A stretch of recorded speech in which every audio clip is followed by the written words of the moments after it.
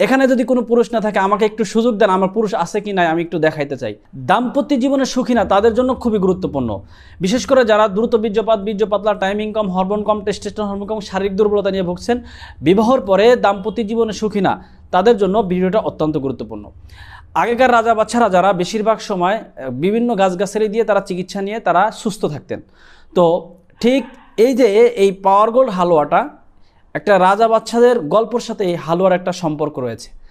সেই গল্পটা হলো, আগেকার বাচ্চারা এরকম একদিন রাজা বাচ্চারা তারা গল্প করতেছিলেন, কিছু তাদের উজির নাজির নিয়ে বিভিন্ন বুদ্ধিজীবীদেরকে নিয়ে তারা পরামর্শ করতেছিলেন। হঠাৎ করে একজন নারী, একজন মহিলা উলঙ্গ অবস্থায় তার দরবারে উপস্থিত হয়ে গেলেন।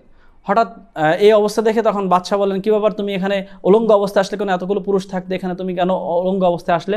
তখন মহিলার জবাব দিলেন যে এখানে কোনো পুরুষ নাই, সব কাপুরুষ, যার কারণে আমি এখানে উলঙ্গ হয়ে আসছি।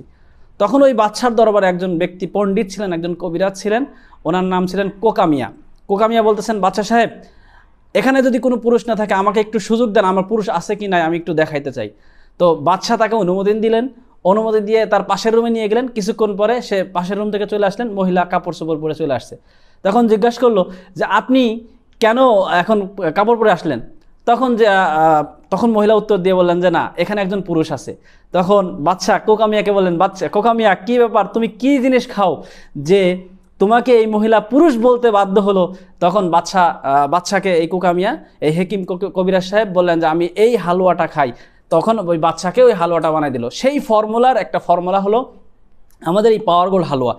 এইটা খেলে আপনাকে যে কোনো নারী আপনাকে পুরুষ বলতে বাধ্য থাকিবে। তো যারা এই ধরনের গোপন সমস্যায় ভুগছেন তারা সরাসরি আমাদের স্ক্রিনে দেওয়া নাম্বারে যোগাযোগ করতে পারেন। আসসালামু আলাইকুম ওয়া রাহমাতুল্লাহি ওয়া বারাকাতুহু।